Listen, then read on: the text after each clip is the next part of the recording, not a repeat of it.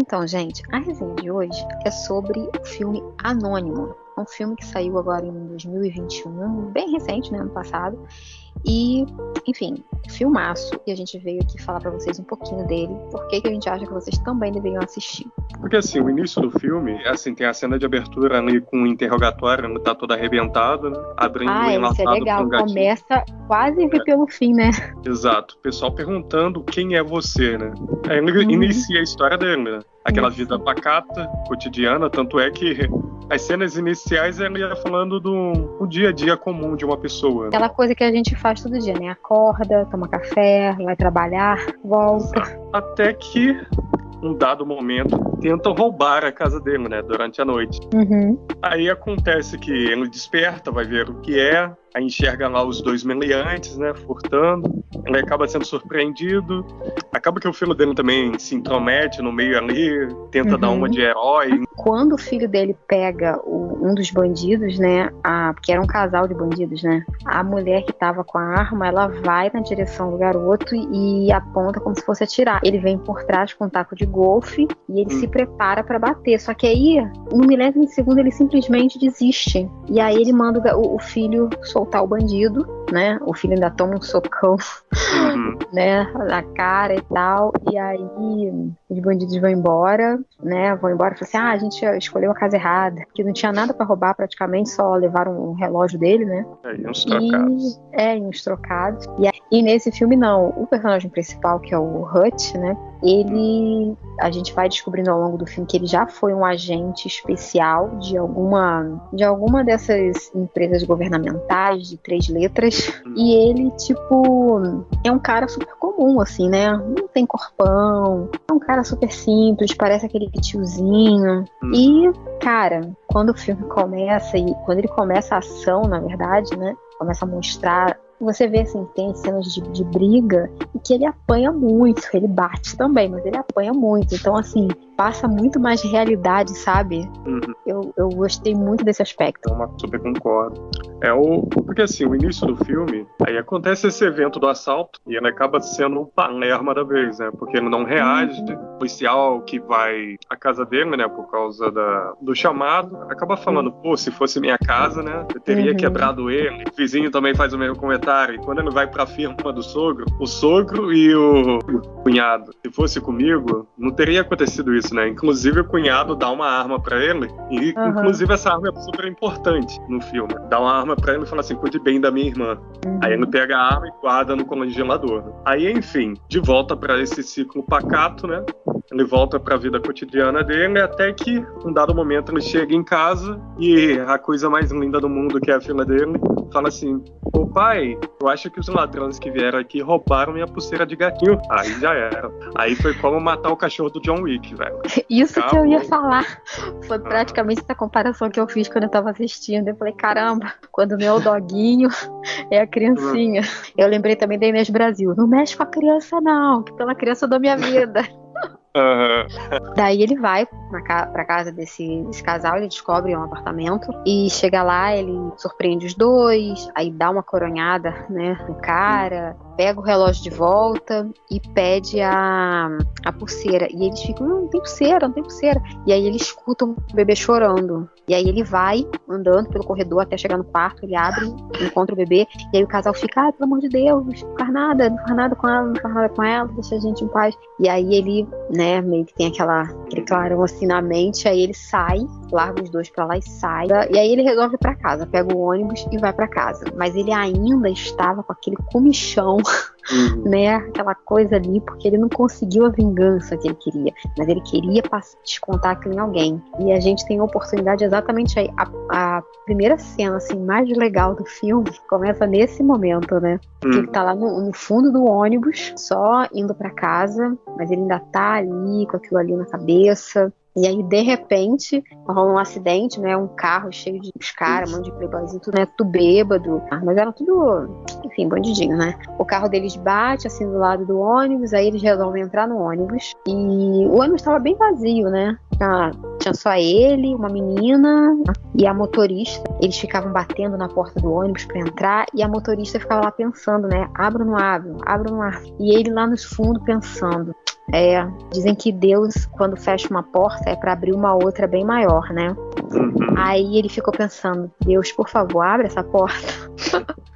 E aí a motorista vai e abre a porta pros bandidinhos entrar no ônibus. Essa cena foi demais, porque aí em sequência, né, ele falou, bom, é aí que eu vou descarregar toda a minha raiva. Aí o legal é que, assim, ele ajuda a motorista a sair, fecha a porta e encara o pessoal. Aí os caras dão uma gargalhada, né? Porque, tipo, você vê um tiozinho franzino, quase chegando nos 60 anos, falando que vai quebrar uns garotões de 20, 30 anos, cara. Aí virou aquela briga de foice, sabe? Sei lá, foi porrada estancando pra tudo que é lado, mano. Soco. Engraçado que era, tipo, 5 marmanjos contra um tiozinho.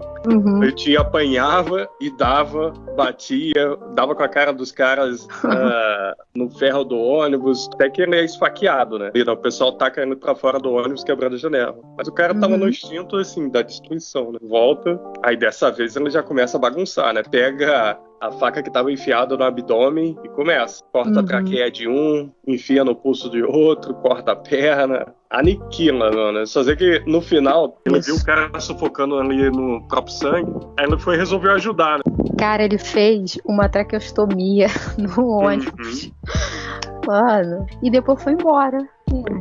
Né? Foi lá, pediu desculpa pra motorista e foi embora, seguiu a vida. Mas enfim, essa foi a primeira parte do evento, né? Isso gerou uma consequência, que um desses caras, justamente esse que ele fez a traqueostomia, era irmão de um cara da máfia russa, né? Que super perigoso e tal. E aí, enfim, quando esse cara ficou sabendo, aí esse cara resolveu ir atrás dele, né? Exato. Aí que começa a brincadeira. Daí, enfim, eles resolvem ir pra casa dele, né, à noite, pra matar todo mundo.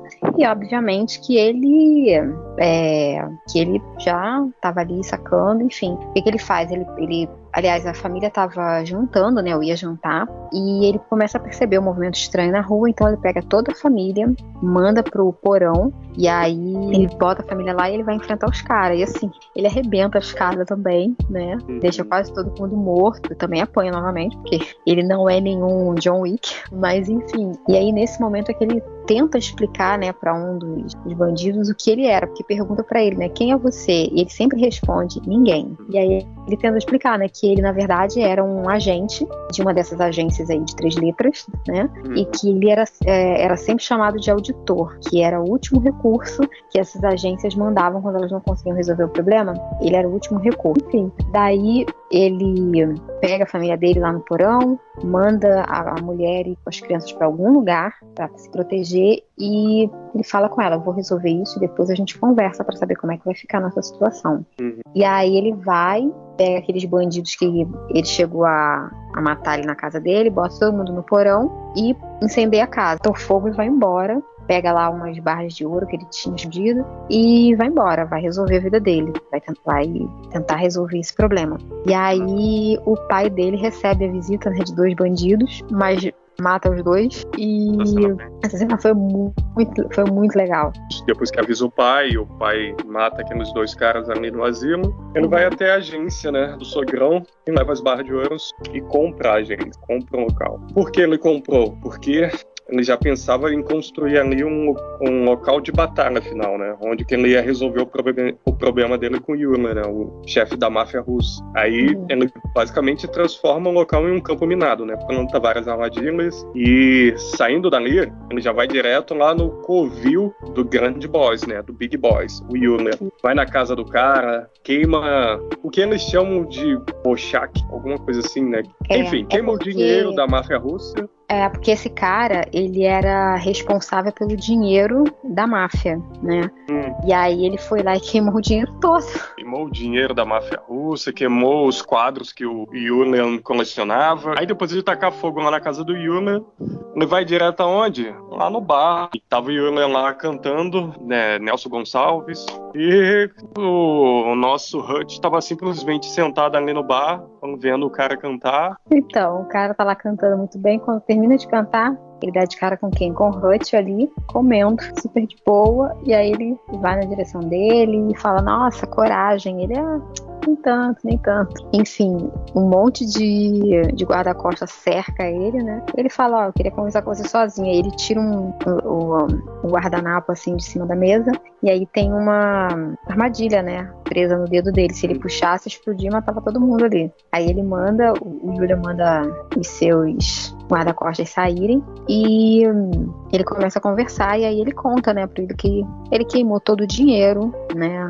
queimou tudo que ele tinha, e aí falou pra ele assim, ele, você matou meu irmão. Ele, não matei não, que eu me lembro, ele tava muito vivo, né, ainda salvei a vida dele, ainda coloquei um canudinho lá pra ele respirar, mas enfim. E aí ele fala, eu queimei tudo, todo o seu dinheiro, todo o dinheiro da máfia russa, mas você ainda tá saindo no lucro, porque você fez uma coisa errada. Você foi na casa da minha família, você foi na minha casa, você sabe que isso não pode fazer. E aí, enfim, ele disse, eu vou sair daqui, vai ficar tudo dito pelo não dito. Mas ele sabia, né, que o cara não ia aceitar.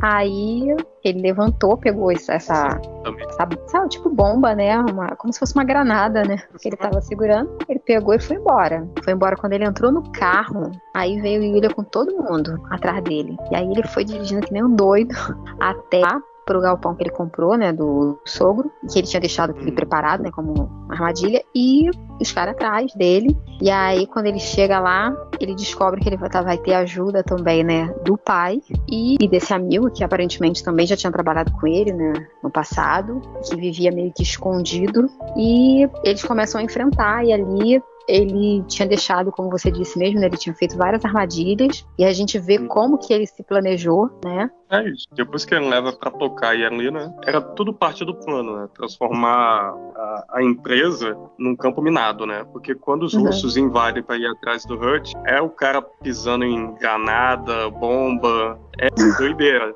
E assim, você vê russo morrendo a pampa em armadilhas. Inclusive tem uma cena épica ali, né, porque assim, como ela bem disse, tá o pai e o escurinho lá com a sniper ajudando. Quando os caras vão atrás desse escurinho que tá com a sniper, eles sobem a escada e, tipo, fica 3 caras enfileirados. Aí vem o escurinho e dá um headshot os 3 caras com uma bala só. Sim, eu achei essa cena demais. Nossa, essa mano, cena foi digno muito de boa. CSGO. Cara, essa cena foi muito boa, muito, muito legal. Aí também tem o pai ali que com aquela 12 cano curto, cara é um psicopata, sabe? Destrói, velho. Blau, blau, só tira um baço. Mata vários, né? Aí tem uma cena interessante ali que naquele caos, assim, meio que controlado, né? Que eles estão matando ali a máfia russa. Que acaba a bala, né, do Hutch. E ele, tipo, recorda da arma que ele tinha guardado da geladeira que o cunhado deixou. O cunhado tinha dado, né, velho? Ele vai, usa a geladeira como escudo, o cara atira, as balas pegam na geladeira, ele pega a arma que tava escondida e mata o maluco no head. Nossa, a arma. Eu ainda fiquei pensando assim, gente, a arma dentro do freezer, isso aí não ia dar ruim, não. Mas enfim, sei lá, não entendo de armas, mas...